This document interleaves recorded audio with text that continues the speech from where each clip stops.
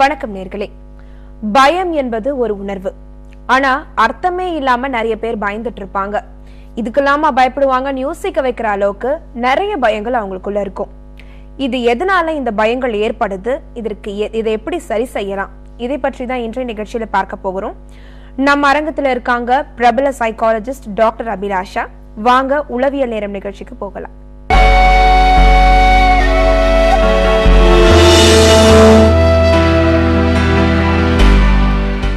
Hello doctor.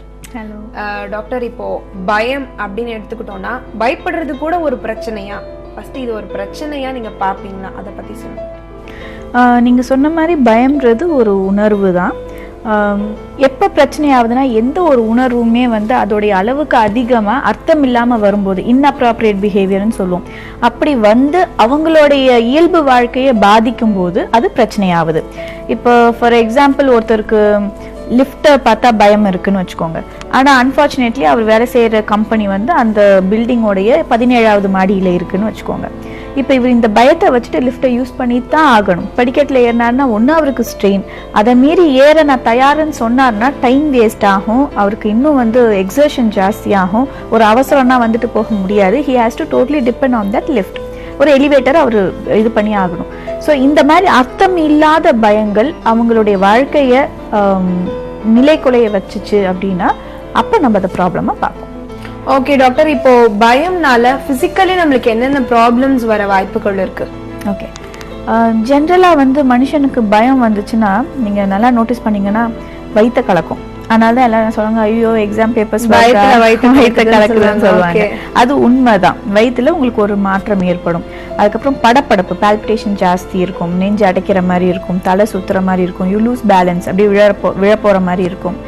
And then கண்ணு இருட்டி போயிடும், நாக்கு வறண்டுரும், குழலும், பேசுறது எதுவும் தெளிவாக இருக்காது, வார்த்தைகள் தடுமாறும், என்னமோ சொல்ல நினைப்பாங்க வேற என்னமோ சொல்லுவாங்க. இதெல்லாம் வந்து பயத்தினால ஏற்படும். யூரின் பாஸ் பண்ணணும்ன்ற ஒரு உணர்வும் வரும் நிச்சயமா. அந்த மாதிரி ஒரு டோட்டலா வந்து அவங்களுடைய கேரக்டரே வந்து அந்த ஒரு நிமிஷம் 2 நிமிஷம் மாறிடும். சிலருக்கு அது அதிக நேரம் சஸ்டெயின் ஆகும், அப்போ அது ப்ராப்ளம் ஆகுது. இப்போ உண்மையிலேயே ஒரு ப்ராப்ளம் வச்சுக்கோங்க, நம்ம முன்னால ஒரு புலி வந்து நிற்கிது, நம்ம அதை பார்க்குறோம், நம்ம பயப்படுறோம்னா அது டிஃப்ரெண்ட். ஆனால் புலி வந்துருமோ அப்படின்னு ஆன்டிசிபேட் பண்ணுறது, இப்படி நடந்துருமோ, இப்படி ஆகிடுமோ, இப்போ திடீர்னு புலி வந்தால் நான் என்ன பண்ணுவேன்னு நினச்சா எனக்கு அதே எஃபெக்ட் வரக்கூடாது. புலியை பார்த்தா தான் எனக்கு வயிற்ற கலக்கணும், புலி வந்துருமான்னு நினைக்கிறதுக்குலாம் எனக்கு வயிற்ற கலக்கக்கூடாது. ஸோ நிறைய பேருக்கு என்ன ஆகும், ஒரு விஷயம் வந்த மாதிரி கற்பனை பண்ணி இவங்களுக்கு அந்த நான் சொன்ன சிம்டம்ஸ் எல்லாம் வரும். அப்போ அது இன்அப்ராப்ரியேட் ஃபியர். இப்போ நம்ம ஃபோபியான்னு சொல்லுவோம், நீங்கள் கேள்விப்பட்டிருப்பீங்க. ஃபோபியா வந்து எப்போ அந்த டேர்ம் கொடுப்போம்னா சைக்கலாஜிக்கலாக ஒரு இன்டென்ஸ் ஃபியர் இருக்குது, இன்அப்ராப்ரியேட்டாக இருக்குன்றப்ப it becomes a phobia. So நிறையா ஃபோபியாஸ் இருக்குது, வெரைட்டி ஆஃப் ஃபோபியாஸ் இருக்குது. அதில் ரொம்ப ஃபேமஸ் பார்த்தீங்கன்னா கிளாஸ்ட்ரோஃபோபியான்னு சொல்லுவோம். அதாவது மூடின அறைக்குள்ளார தனியாக இருக்கிறது, அவங்களால அப்படி இருக்கவே முடியாது. நிறைய பேர் நீங்கள் நோட்டீஸ் பண்ணிங்கன்னா ஒரு க்ளோஸ்டு ரூம்குள்ளார தனியாக இருக்கிறதோ, இல்லை வந்து கம்பார்ட்மெண்ட், ஒரு ட்ரெயின் கம்பார்ட்மெண்ட்டில் அவங்களால தனியாக இருக்க முடியாது. ஒன்று திறந்துட்டு வெளியே வர பார்ப்பாங்க, இல்லாட்டி யாரோ ஒரு 10 பேர் கூட இருக்கணும்னு நினைப்பாங்க. தே கேனாட், அதை சஃபகேட் பண்ணுற மாதிரி ஆகிடும், அவங்க அப்படி டிஸியாகி விழுற மாதிரி ஆகிடும். அதனால் இது வந்து கிளாஸ்ட்ரோஃபோபியான்னு சொல்லுவோம். இந்த மாதிரி நிறைய ஃபோபியாஸ் இருக்குது. நிறைய ரத்தத்தை பார்த்தா சிலருக்கு பயம் இருக்கும், மயங்கிடுவாங்க. கொஞ்சம் ரத்தம் ஒரு ட்ராப் பார்த்தாலே சூனாயிடுவாங்க. இந்த மாதிரி நிறைய விஷயங்கள் வந்து ஃபோபியான்னு இருக்குது. சிலது வந்து அர்த்தமற்றதாக இருக்கும், சிலது அதுக்கு மீனிங் இருக்கும். மீனிங் இருக்கிறத விட்டுருங்க, அது அந்த நேரத்துக்கு தான் வரும், அப்புறம் போயிடும். ஆனால் அந்த அர்த்தமற்றது அதோடைய வார்த்தைகள் எங்கே வந்தாலும் நமக்கு வரும். இப்போ அமெரிக்கன்ஸ் பொறுத்த வரைக்கும் 3/4 பேருக்கு ஒரு ஃபோபியா உண்டு. அது என்னன்னா ஸ்பைடரை பற்றிய ஃபோபியா. அவங்களுக்கு வந்து ஏன்னா அவங்க ஸ்பைடர்லாம் பெருசாக இருக்கும், அது கடிச்சிச்சுன்னா ரொம்ப பாய்சனஸ். அவங்களுக்கு சின்ன வயசுலேருந்தே அதை காமிச்சே பயமுறுத்தி இருக்கனால அவங்களுக்கு வந்து ஸ்பைடர்னா ஒரு பெரிய பயம் அமெரிக்கன்ஸ்க்கு. ஸோ அது வந்து 3/4 ஜனங்களுக்கு அந்த ஃபோபியா இருக்குது. ஸோ அப்போ என்ன ஆகும், ஸ்பைடரை பார்த்தாலோ, ஸ்பைடர்னு சொல்ல கேட்டாலோ, ஸ்பைடரோடைய படத்தை எங்கேயாவது பார்த்தாலோ கூட அவங்களுக்கு ஸ்பைடரை பார்த்தா என்ன எஃபெக்ட் வருமோ அதெல்லாம் வரும். ஸோ அது ஃபோபியாவாக மாறிடுச்சுன்னு அர்த்தம். நம்ம ஊரை பொறுத்த வரைக்கும் நிறைய விஷயங்கள் இருக்குது. இப்போ ஃபார் எக்ஸாம்பிள் வந்து பேய் இருக்குன்னு வச்சுக்கோங்க.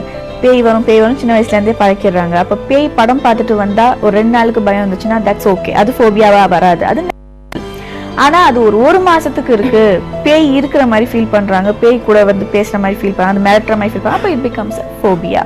ஸோ இந்த ஃபோபியா வந்து நம்ம சரி பண்ணியே ஆகணும், இல்லாட்டி அது அடுத்த லெவல் ஆஃப் ப்ராப்ளம்ஸ்க்கு இழுத்துட்டு போயிட்டே இருக்கும். ஒன்று நான் சொன்ன இயல்பு வாழ்க்கை பாதிக்கப்படுறது, இன்னொன்று அவங்களால வந்து முன்னேற முடியாது, பிளஸ் மற்றவங்க முன்னால அவங்க ஒரு கேலி பொருள் ஆயிடுவாங்க. இவங்களை பார்த்தாலே பயந்தாங்கோலி, எதுக்கு எடுத்தாலும் பயந்துருவா, இந்த மாதிரி ஒரு டேக்லைன் வந்துட்டே இருக்கும். அதனால முடிஞ்ச வரைக்கும் ஃபோபியா வர்றதுக்கு முன்னாடியே சரி பண்றது நல்லது. அட்லீஸ்ட் நமக்கு ஃபோபியா இருக்கு, இப்போ நம்ம இது சொல்றோம், எத்தனையோ பேர் பார்க்குறாங்க, அவங்க வீட்டில் இருக்கவங்களுக்கு இருக்கு அப்படின்னா சரி பண்ணிடுறது பெஸ்ட். விட it will become worst. So இப்போ நீங்க சொல்ற மாதிரி பார்த்தோம்னா ஒவ்வொரு மனிதருக்கும் வந்து ஒவ்வொரு விதமான பயம் இருக்கு. ஸோ எல்லா பயங்களுமே உண்மையானது தானா? அப்படி நம்ம சொல்ல முடியாது. நான் முன்னாடி சொன்ன மாதிரி ஒன்று ஆன்டிசிபேட்டரி ஃபியர், அதாவது இப்படி வருமோ அப்படின்னு கற்பனையில் பயப்படுவாங்க. சிலர் வந்து டெலியூஷனலாக பயப்படுவாங்க, அதாவது ஒரு கயிறு கிடக்கும் அதை பார்த்துட்டு பாம்புன்னு நினச்சி பயப்படுவாங்க. அதாவது பாம்பை உண்மையிலேயே பார்த்தா என்னென்னலாம் நடக்குமோ அது எல்லாமே உங்களுக்கு நடக்கும். அதுக்கப்புறம் நிறைய பேர் வந்து ஒரு ஃபேஸ் பண்ணுற ஒரு துணிச்சல் இல்லாமல் பயந்துட்டே இருப்பாங்க, பிரச்சனையை தள்ளி போடுவாங்க, என்னன்னா அதை ஃபேஸ் பண்ண முடியாமல் இருக்கும். அண்ட் நிறைய பேர் வந்து வளர்ற விதம் இருக்குது, நம்ம வளர்க்கப்படுற விதம் இருக்குது இல்லையா. ஸோ அப்பா அம்மா என்ன சொல்லி வளர்த்துருக்காங்க, நீ அவங்களுக்குலாம் சண்டைக்கு போகாத, இங்கெல்லாம் பேசாத, அங்கெல்லாம் போகாத, பெரியவங்க இல்லாமல் வெளியே போகாது, இந்த மாதிரி ரொம்ப ப்ரொடெக்டிவாக வளர்க்குற குழந்தைகளுக்கு வந்து இன்ஸ்டண்ட்டாகவே அந்த நேரத்தில் ஒரு பயம் வந்துடும். ஐயோ இப்போ நம்ம தனியாக இருக்கோமா வெளியே அப்படின்னு சொல்லிட்டு ஒரு பயம் வந்துடும். இந்த மாதிரி எப்படி வளர்க்கப்படுறோன்றதும் ஒரு முக்கிய காரணம். ஸோ எல்லா பயமும் உண்மையாக இருக்கும்னு சொல்ல முடியாது. காரணங்கள் நான் சொல்றது உண்மையான காரணங்கள் இருக்கும்னு சொல்ல முடியாது, காரணம் இல்லாமலும் பயம் இருக்கும். அண்ட் அந்த பயமே கூட நிறைய பேர் வந்து மெனிப்புலேட் பண்ணுவாங்க. எனக்கு பயம், நான் வந்து தனியாக வெளியே போக மாட்டேன் அப்படின்னு சொல்லுவாங்க. ஆக்சுவலாக அவங்க போவாங்க அவங்களுக்கு தேவை இருந்துச்சுன்னா. ஸோ அது மாதிரி மெனிப்புலேட்டரி ஃபியரும் உண்டு. டாக்டர், இப்போ ஒரு சிலருக்கு பார்த்தோன்னா இப்போ ட்ரெயினில் ட்ராவல் பண்ணிட்டு இருப்பாங்க, ஐ மீன் அந்த டோர் கிட்ட நின்று ட்ராவல் பண்ணிட்டு இருப்பாங்க, திடீர்னு நம்ம விழுந்துடுவோமோ அப்படின்னு நினைச்சு உடனே டைட்டா பிடிச்சிக்க ஆரம்பிப்பாங்க. இல்ல ரோட்ல நடந்து போயிட்டு இருப்பாங்க, மழை வரக்கூடாதுன்றது அவங்களோட தாட்டா இருக்கும். பட் ஸ்டில் திடீர்னு மழை வந்துருச்சுன்னா நம்ம என்ன பண்றது, அப்படி ஒரு பதட்டம் உருவாகும். சோ இது எதனால முதல்ல உருவாகுது, சைக்கலாஜிக்கலா என்ன ப்ராப்ளம்னால நம்மளுக்கு அந்த பயம் வருது டாக்டர்? நம்ம ஏற்கனவே எக்ஸ்பீரியன்ஸ் பண்ண ஏதோ ஒரு விஷயமா இருக்கலாம். அதாவது நீங்கள் சொன்ன மாதிரி ட்ரெயின்லேருந்து இவங்களே விழுந்திருக்கணும்னு அவசியம் இல்லை. ஆனால் யாரோ விழுந்ததா கேள்விப்பட்டதோ, இல்லை ஒரு சினிமாவில் பார்த்ததோ, நியூஸ் பேப்பரில் படித்ததோ, யாரோ 2 பேர் பேசிக்கிட்டதை காதால் கேட்டதோ கூட போதும். அவங்களுக்கு உடனே வந்து இந்த மாதிரி தானே விழுந்தாங்க, இப்படி தானே அது நடந்துச்சு, இப்போவும் நடக்குமா அப்படின்ற பயம் வந்துச்சுனாலே அவங்க அதுக்கேற்ற மாதிரி ரியாக்ட் பண்ணுவாங்க. ஸோ காரணங்கள் நிறையா இருக்குன்னா, நம்ம வளர்கிற ப்ராசஸில் வந்து எவ்வளோ விஷயம் கேட்குறோம். இன்ஃபேக்ட் வந்து நிறையா என் பேஷண்ட்ஸ் வந்து ஒரு இன்ஃபேக்ட் ஒரு பர்டிகுலர் கேஸ் சொல்லணும்னா, ஒரு ஹவுஸ் ஒய்ஃப் வந்தாங்க. அவங்களுடைய பயம் என்னன்னா, அவங்களுடைய அப்பா அம்மா அண்ணன் 3 பேருமே கேன்சரில் இறந்துருக்காங்க. ஸோ இவங்களுடைய பயம் தனக்கும் கேன்சர் வரும், நிச்சயமா வரும் அப்படின்றது அவங்களுடைய கணிப்பு. ஸோ எவ்ரிடே இன்னைக்கு எனக்கு கேன்சர் இருக்கு, இன்னைக்கு எனக்கு கேன்சர் இருக்குன்னே தான் அவங்க எந்திரிக்கிறாங்க. ஸோ அதில் பயப்படுறாங்க. எவ்வளோ பயப்படுறாங்கன்னா, பசங்க பக்கத்தில் வர வேண்டாம்னு சொல்கிறாங்க, எனக்கு கேன்சர் இருக்குது, நீ பக்கத்தில் வர, தள்ளி நின்று பேசு அப்படின்னு சொல்கிறாங்க. ஆக்சுவலாக அதுவே மூடத்தனம் தான். பட் இருந்தாலும் அவங்க பயப்படுறது, அவங்களுடைய பாயிண்ட் ஆஃப் வியூவில் போய் பார்த்தீங்கன்னா, நம்ம ஃபர்ஸ்ட் டிஸ்கஸ் பண்ண எல்லா சிம்டம்ஸும் இருக்கும்போது ரொம்ப பரிதாபமான நிலையில் அவங்க இருக்காங்க. நம்ம வெளியிலேருந்து பார்க்குறப்ப நம்ம கேலி பண்ணலாம், கிண்டல் பண்ணலாம், சிரிக்கலாம், இல்லாட்டி ஏன் இப்படி பண்ணுறாங்கன்னு கோச்சிக்கலாம். ஆனால் அவங்க பாயிண்ட் ஆஃப் வியூலேருந்து பார்க்கும்போது அவங்களுக்கு வந்து நரக வேதனையாக இருக்கும். ஏன்னா அவங்க அதை லிவ் பண்ணுறாங்க, அவங்க அதை உண்மைன்னு நினச்சிட்டு இருக்காங்க, நமக்கு தான் தெரியும் அது உண்மை இல்லைன்னு. ஸோ அவங்களுக்கு அந்த மாதிரி ஒரு ப்ராப்ளம் இருந்துச்சு.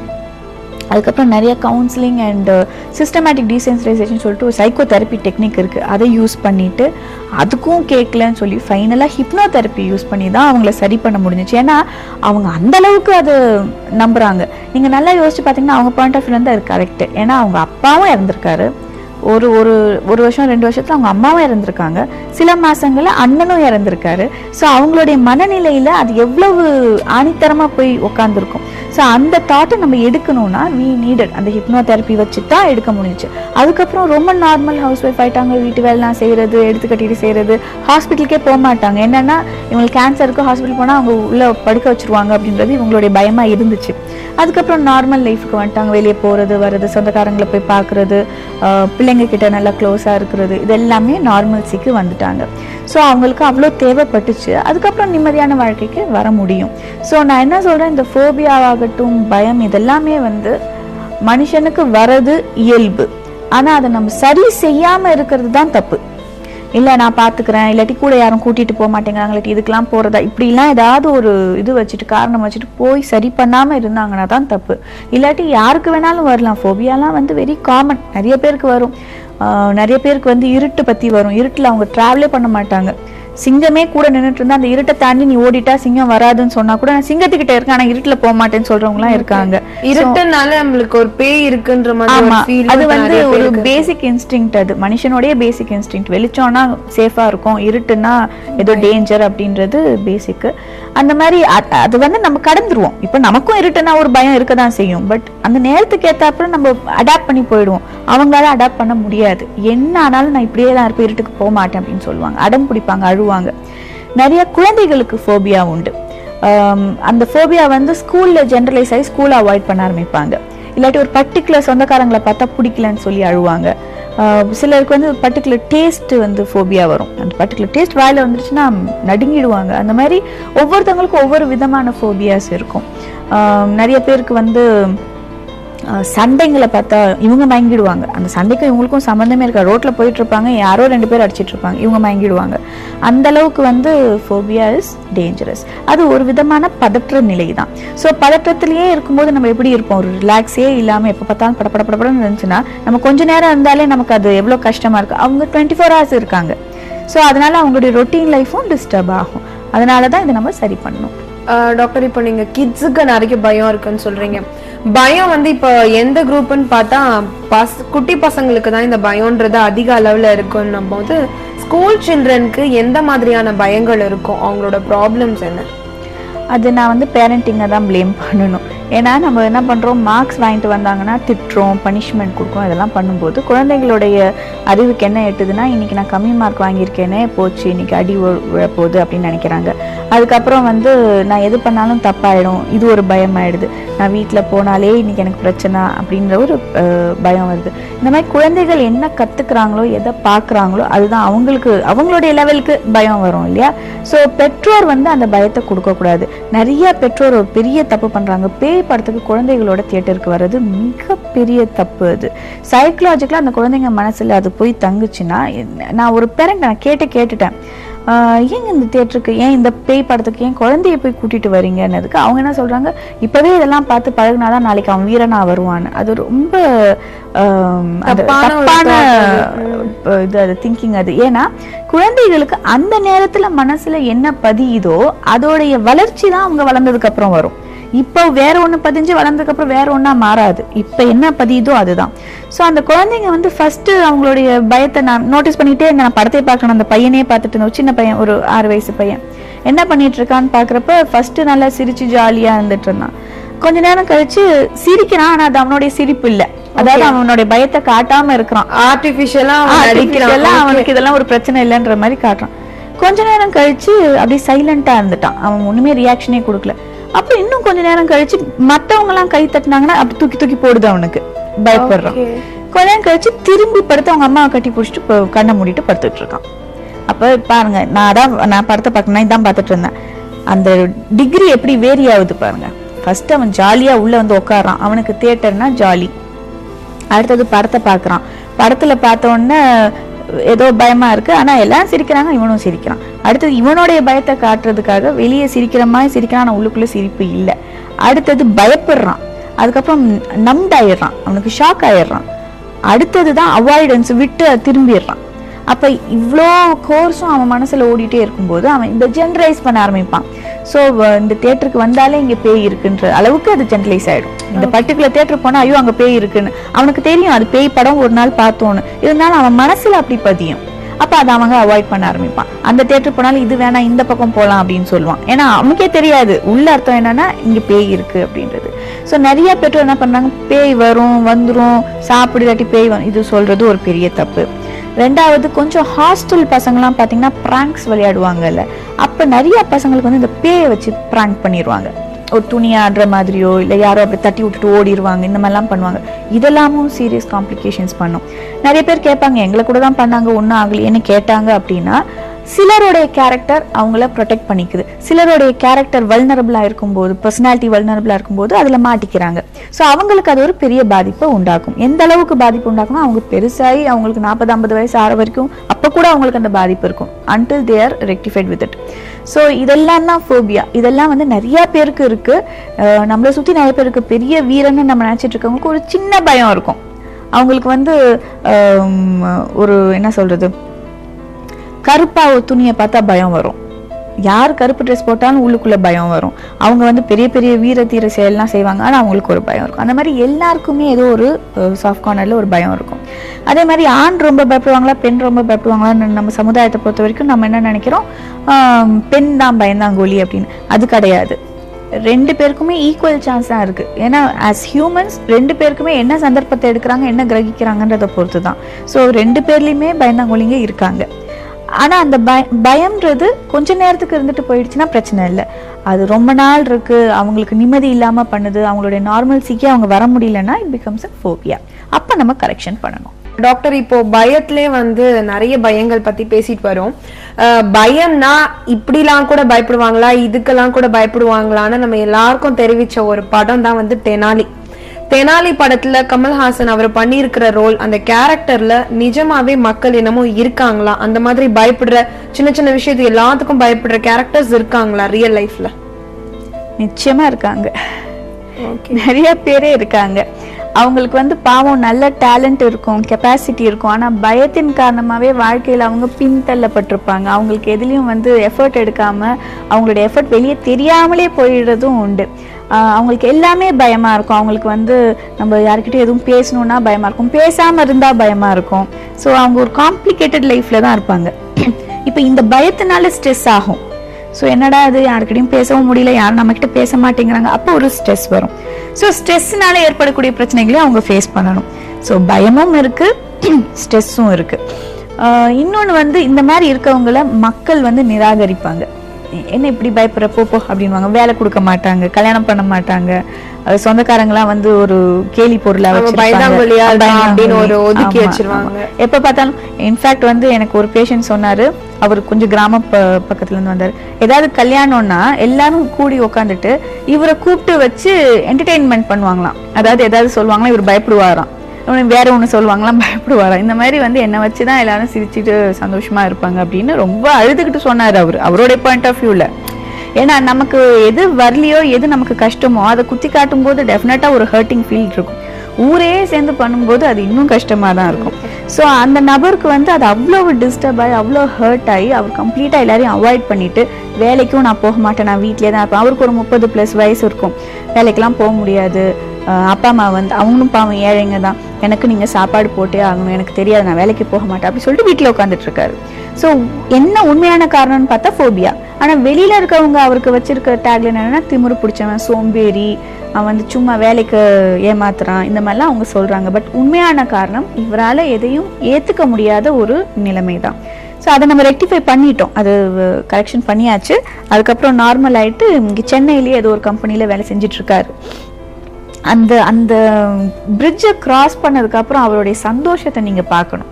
அவர் சொல்ற அந்த குஷி வந்து எனக்கு அவ்வளோ சந்தோஷமா இருக்கு. நான் வேற ஒருத்தனா பிறந்திருக்கேன், நான் நினைச்சேன் என் ஜென்மமே இதோட முடிஞ்சிரும்னு, பட் நான் இப்போ வேற ஒருத்தனா இருக்கேன், எனக்கு தைரியம் இருக்கு, எனக்கு நான் எதெல்லாம் பார்த்து பயப்படுவேனோ அதெல்லாம் பார்த்து இப்போ நான் சிரிக்கிற அளவுக்கு வந்து எனக்கு கெப்பாசிட்டி இருக்கு, அண்ட் என்னுடைய டேலண்ட்ஸை நான் வெளிக்காட்ட முடியுது, எனக்கு அவ்வளோ சந்தோஷமா இருக்கு, என்னுடைய சம்பளத்தை கையில் வாங்குறப்ப ஐம் ஃபீலிங் ஸோ ஹாப்பி, இதெல்லாம் அவர் வந்து சொல்லிட்டு போனாரு. ஸோ அந்த டிரான்சிஷன்றது நம்ம வந்து ஒன்று இல்லைன்னு நினச்சிட்டு இருக்கோம், இல்லாட்டி அதை பண்ணணுமா அப்படின்னு தயக்கம் இருக்கு. இன்னொன்னு அதை வேற பண்ணணுமான்னு பயம். ஏன்னா இவங்க ஆல்ரெடி பயந்தாங்கொல்லி தானே, ஸோ எந்த ஒரு எஃபர்ட்டும் எடுக்க பயப்படுவாங்க. அந்த மாதிரி நேரத்தில் தான் families interference is very very important. அவங்க தான் கூட்டிட்டு வரணும். நிறைய பேருக்கு வந்து அகெயின் ஆழ் மனசுல பிரச்சனை இருக்கும், பயம் வந்து பதிஞ்சிரும். இப்போ ஃபார் எக்ஸாம்பிள் சைல்டு அபியூஸ்னு வச்சுக்கோங்களேன், அது ஆழ் மனசுல பதிஞ்சிடுச்சுன்னா அவங்க என்ன பண்ணுவாங்க, ஒரு பெண் வந்து எந்த ஆண்கிட்டையுமே பேச மாட்டா, ஆண்கள்னாலே எனக்கு பிடிக்காது, ஏமா நீ வந்து ஆட்டோல வரலன்னா, இல்லை டிரைவர் வந்து ஆண், ஏமா அங்கேயே நின்றுட்டு இருந்த பல மணி நேரமா, பரவாயில்ல நான் நிக்கிறேன், ஆனா ஒரு ஆண் உள்ள இருக்காரு நான் வரமாட்டேன். அந்த மாதிரி ஒரு அவாய்டன்ஸ் வந்துட்டே இருக்கும். ஸோ ஒரு விஷயம் என்ன பதியுதோ அதை பேஸ் பண்ணி அவங்க ஒதுக்கிடுவாங்க. ஸோ அதுதான் வந்து இந்த ஹிப்னாட்டிசம் மூலியமா நம்ம என்ன பண்றோம், அவங்க ஆழ் மனசுல போய் என்ன பாதிப்பு இருக்கோ, இப்போ அந்த அபியூஸ் நடந்துச்சு இல்லையா, அந்த சீனுக்கு போய் அதை நம்ம எடுத்துணும், ரிமூவ் பண்ணிடணும். அப்போ அவங்க பார்க்குற பார்வை மாறுபடும். ஸோ டெஃபினட்டாக ஃபோபியாவை கரெக்ஷன் பண்ணணும். அதுக்கு நிறைய வழிகள், சேஃப் வழிகள் இருக்கு. அதில் ஒன்று hypnotherapy very effective and life long cure இருக்கக்கூடிய ஒரு விஷயம். திருப்பி திருப்பி பண்ணணும், மாத்திரை மருந்து எடுக்கணும், அதெல்லாம் கிடையாது. ஒரு தடவை பண்ணால் போதும். ஸோ இதெல்லாம் நம்ம மக்களுக்கு தெரிஞ்சாலே பாதி ப்ராப்ளம்ஸ். நிறைய பேர் தெரியாது. நிறைய பேர் என்ன நினைச்சிட்டு இருக்காங்க, எங்க மொத்த குடும்பத்திலயும் இந்த ஒரு பையன் தான் இப்படி அப்படின்னு சொல்லுவாங்க. இன்னொரு விஷயம், ஃபோபியா ஜெனட்டிக்காவும் வரும். ஸோ இந்த பையனுக்கு இருக்குன்னா யாரோ சொந்தக்காரங்களுக்கு எங்கேயோ இருக்கு, பெரியப்பா சித்தப்பா தாத்தா யாருக்கோ இருந்திருக்குன்னு அர்த்தம். ஸோ ஃபேமிலி வந்து அவங்களுக்கு கர்ஸ் பண்றதை விட்டுட்டு இது நம்ம பரம்பரையில இருக்கு, நம்ம தான் கரெக்ஷன் பண்ணணும், எல்லாரும் சேர்ந்து பண்ணா it will be better. Okay doctor, இப்போ பயம் வந்து எக்ஸ்ட்ரீம் லெவல்ஸ்க்கு போய் சூசைட் பண்ணிக்கிற அளவுக்குலாம் வந்து ஒரு சிலர் இருப்பாங்க. சோ இந்த பயத்தை நீங்க என்னன்னு சொல்வீங்க? இது சாதாரண பயம் கிடையாது. அப்ப இதுக்கு நம்ம எப்படி, இப்ப நம்மளுக்கு இவ்ளோ பயம் இருக்குன்னு நம்ம எப்படி தெரிஞ்சு நம்மள அனலைஸ் பண்ணிக்கிறது? நீங்கள் சொல்கிற ரொம்ப உண்மை. நிறைய பேர் சூசைட் பண்ணிக்கிறாங்க, எஸ்பெஷலி யங்ஸ்டர்ஸ். அவங்க என்ன பண்ணுவாங்க, ஃபேஸ் பண்ண பயந்துக்கிட்டு. அது ஒரு விதமான ஃபோபியா. இப்போ ஃபார் எக்ஸாம்பிள் ஸ்டேஜ் ஃபியர் இருக்கும், சோஷியல் ஃபோபியா இருக்கும். 4 பேர் இருக்கிற இடத்துக்கு அவங்க போக முடியாது, அவாய்ட் பண்ணிப்பாங்க. ஸோ இந்த மாதிரி ஒரு ஒரு சில ஸ்டூடெண்ட் சொல்லி கேட்டிருக்கேன், பப்ளிக் எக்ஸாம் வரப்போகுது, பப்ளிக் எக்ஸாம் வரதுக்குள்ள நான் செத்து போயிட்டா நல்லா இருக்கும் அப்படின்னு நினைப்பாங்க. உண்மை, அந்த மாதிரி சொல்லுவாங்க. அது அந்த பயத்தோடைய உச்ச நிலை தான். ஸோ எஸ்கேப் ஆயிடணும், இதை நம்ம ஃபேஸ் பண்ணக்கூடாது, அதுக்கு ஒரே வழி நம்ம வந்து we have to terminate the life அப்படின்ற மாதிரி ஒரு தாட் ப்ராசஸ் போறப்ப தான் சூசைட் பத்தி யோசிக்கிறாங்க. அதே மாதிரி ஸ்டேஜ் ஃபியரும் குரூப் டிஸ்கஷனும் நிறைய பேருக்கு ஃபியர் இருக்கும். நல்லா படிப்பாங்க, நல்ல மார்க் வாங்குவாங்க, பார்க்க நல்லா இருப்பாங்க, ஆனா ஒரு ஸ்டேஜ் பிரசன்டேஷன் அவங்களால கொடுக்க முடியாது. இப்போ பிஇலாம் பார்த்தீங்கன்னா நிறைய குரூப் டிஸ்கஷன்ஸ் இருக்கும்.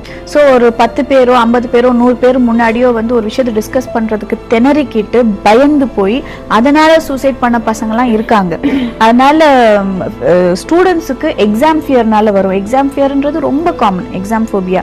ஸோ அவங்களுக்கு என்ன பயம்னா, நம்ம எல்லாம் படிச்சிருக்கோம், ஆனால் அங்கே போயிட்டு மறந்து நமக்கு மார்க் போயிடுச்சுன்னா, அப்போ சொசைட்டி நம்மளை கேவலப்படுத்துச்சுன்னா, இந்த மாதிரி அவங்க வளர்த்துட்டே போறாங்க இல்லையா. அப்போ அவங்க அந்த எக்ஸ்ட்ரீம் போயிட்டு தான் அதுக்கு அவங்க ரியாக்ட் பண்ணுவாங்க. அப்போ நம்ம அதுக்கு மேலே உயிர் வாழக்கூடாது அப்படி முடிவு. ஆக்சுவலாக எக்ஸாம் பேப்பரில் கரெக்டாக கூட வரலாம், ஆனால் இவங்க அப்படியே அடுத்தடுத்த லெவல் போயிட்டு அந்த லாஸ்ட் லெவலுக்கு தான் அவங்க யோசிப்பாங்க. அப்போ என்ன தோணும், சூசைட் இஸ் பெட்டர்னு தோணும். அவங்களுடைய முடிவு. அவனை அதை பண்ணிடுவாங்க, இல்லை அட்டெம்ப்ட் பண்ணுவாங்க. நிறைய பேர் அட்டெம்ப்ட் பண்ணுவாங்க. ஃபோபிக் பேஷண்ட்ஸை பொறுத்த வரைக்கும் சூசைடல் அட்டெம்ப்ட்ன்றது ரொம்ப காமன் இருக்கும். அதே மாதிரி அடுத்தவங்களை ஹார்ம் பண்ண மாட்டாங்க. ஃபோபியா இருக்கவங்களை பொறுத்த வரைக்கும் ரொம்ப ஹார்ம்லெஸ். அது சஃபரர் வந்து அவங்க மாத்திரமே தான். ஸோ இந்த மாதிரிலாம் இருக்கிறப்ப நம்ம பெட்டர் டு ரெக்டிஃபைன்னு தான் நான் சொல்லுவேன். மேம், இப்போ அடுத்ததான் வந்து பயம்னு இருக்கவங்க, பயப்படுறவங்க தம் பயத்தை வந்து எப்படி போக்கிக்கணும், சொசைட்டி அவங்கள எப்படி ட்ரீட் பண்ணும்? இப்ப நம்ம கூட ஒருத்தவங்க, இப்ப நீங்க சொன்ன மாதிரி ஒருத்தர் ரொம்ப கிரிட்டிசைஸ் பண்ணிருக்காங்க. சோ கூட இருக்க பீப்புள் வந்து பயப்படுறவங்கள எப்படி ட்ரீட் பண்ணணும், இதை எப்படி ஹெல்தியா நம்ம மாத்த முடியும்? ஓகே, ஃபர்ஸ்ட் வந்து ஆஸ் யூஷுவல் அவேர்னஸ். இப்படி ஒரு விஷயம் இருக்குன்னு நம்ம இப்போ ஷோ மூலியமா நிறைய பேருக்கு தெரிஞ்சிருக்கோம். அதை நிறைய பேருக்கு நீங்களும் சொல்லுங்க. ரெண்டாவது வந்து நம்ம என்ன பண்ணிடுவோம், ஒருத்தவங்க பயந்தாங்க அப்படின்னு சொன்னா, பயந்தாங்கோலி அவன் எப்பவுமே அப்படிதான் பயப்படுவோம் அப்படின்னு சொல்லி பழக்கப்பட்டு அவங்களே முயற்சி பண்ண முடியாம அவங்கள அமுக்கிடுவோம். நிறைய ஹஸ்பண்ட்ஸ் அந்த வேலையை பண்ணுவாங்க. ஒய்ஃப் வந்து பயப்படுறாங்க அப்படின்னு சொன்னா, அவ அப்படிதான் மேடம், அவ பயந்துட்டே இருப்பா அப்படின்ட்டுருவாங்க. அப்படி சொல்லாதீங்க. நீங்க ஒய்ஃப் பக்கம் திரும்பி, எதுக்குமா பயப்படுற, நான் இருக்கேன், நீ ட்ரை பண்ணு, நம்ம ட்ரீட்மெண்ட் எடுத்து சரியாகலாம் அப்படி சப்போர்ட்டிவா பேசினா அவங்க வெளியே வர்றதுக்கு முயற்சி எடுப்பாங்க. அவ அப்படித்தான் சொல்லிட்டே இருக்கும்போது அவங்களுக்கு அந்த முயற்சி கூட எடுக்கணும்னு தோணாது. ஸோ இது நிறைய பேர் பண்ற ஒரு மிஸ்டேக். அடுத்தது, வெளியே வாங்க. உங்க பயத்தை வந்து உள்ளுக்குள்ளேயே வச்சிருக்கலாம்னு நினைக்காதீங்க. எப்படி இருந்தாலும் அது வெளியே வந்துடும், உங்களை வெளியே கொண்டு வந்துடும் அந்த பயம். இன்ஸ்டன்ட் நீங்களே வெளியே வந்து அதை சரி பண்ணிக்கிறது நல்லது. அண்ட் ட்ரீட்மெண்ட் நம்ம இப்போ டிஸ்கஸ் பண்ணதுதான் ரொம்ப ஈஸி ப்ரொசீஜர்ஸ் தான். கவுன்சிலிங், சைக்கோதெரபி, ரொம்ப ஹிப்னாட்டிசம், இது மேல ஒன்றும் இல்லை. அதனால ஈஸியா சரி பண்ணிட்டு லைஃப்பை வந்து சந்தோஷமா வாழலாம். அண்ட் சொசைட்டி பொறுத்த வரைக்கும் யாரையும் வந்து, எல்லாருக்குமே குறைகள் இருக்கு, எல்லாருக்குமே நிறைகளும் இருக்கு. அதனால ஒருத்தவங்களோட குறையை வச்சு அவங்கள குத்தி காட்டுறதுன்றது நல்லதில்லை. ஏன்னா உங்க குடும்பத்திலயும் ஒருத்தவங்க இருக்கலாம், இல்ல வரலாம். அதனால நம்ம யாரையும் ஹர்ட் பண்றது நல்லதில்லை. முடிஞ்ச வரைக்கும் சப்போர்ட்டிவா இருங்க. இல்ல உங்களுக்கு பிடிக்கலன்னா சும்மா இருந்துருங்க, அவங்கள ஹர்ட் பண்ணாதீங்க. அண்ட் பயந்தாங்கோலிங்களை வந்து எப்பவும் நீங்க பயந்தாங்கோலின்னு சொல்லும் போது அவங்களுக்கு இன்னும் உள்ள போயிட்டே இருக்காங்கன்றத மறந்துடாதீங்க. ஸோ நான் சொல்றதுனால அவங்களுக்கு என்ன வரப்போகுது அப்படின்னா எல்லாரும் சொல்லுவாங்க, பட் வரும். அவங்களுக்கு அந்த ப்ராப்ளம் இன்னும் இன்டென்ஸ் ஆகும். ஸோ முடிஞ்ச வரைக்கும் அதை லேபிள் பண்ணாமல் இருங்க. ஸ்கூலில் வந்து டீச்சர்ஸ் நிறையா நோட்டீஸ் பண்ணுவாங்க பிள்ளைங்க கிட்ட இருக்குன்னு. அப்போ அவங்கள தனியாக கூப்பிட்டு அவங்கள தனியாக ட்ரீட் பண்ணி வெளியே கூட்டிகிட்டு வர வழியை பார்க்கணுமே ஒழிய அவங்கள ஒதுக்கி வைக்கக்கூடாது. அண்ட் பிளேமேட்ஸும் எல்லாரும் இருக்காங்க. அந்த பயந்த பையனுக்கோ பயந்த பொண்ணுக்கோ நிறைய ஆப்பர்ச்சுனிட்டிஸ் கொடுத்து நல்லபடியாக அவங்கள என்கரேஜ் பண்ணி வெளியே கொண்டு வாங்க. நீ பண்ணுடா, நீ தான் லீடர், நாங்கள் எல்லாம் உன்னை தான் ஃபாலோ பண்ண போகிறோம் அப்படின்லாம் சொல்லும்போது கொஞ்சம் கொஞ்சமாக they will try and they will know. இதெல்லாம் சின்ன வயசில் பண்ணலாம்.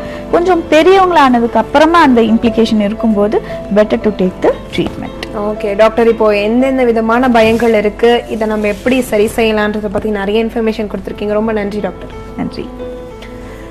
நேர்களே, இந்த வார உளவியல் நேரம் நிகழ்ச்சி கண்டிப்பாக பயனுள்ளதாக இருந்திருக்கும் என்று நம்புகிறோம். மற்றும் ஒரு பயனுள்ள உளவியல் நேரம் நிகழ்ச்சியில் சந்திக்கலாம். வணக்கம்.